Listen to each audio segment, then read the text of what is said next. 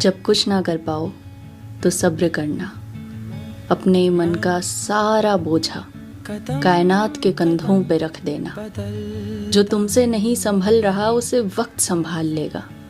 तुम अपना ध्यान रखना, तुम्हारे जख्मों का ध्यान वक्त रख लेगा।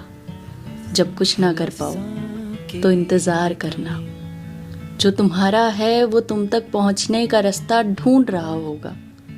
जो तुमसे खो गया तुम उसका केवल रास्ता होगे। शायद वो कहीं और जा रहा होगा। ये सोचकर उसे जाने देना। उम्मीद तुम्हें देखेगी डर भरी नजरों से। उसे अपने पास आने देना। जब कुछ ना कर पाओ तो सब्र करना।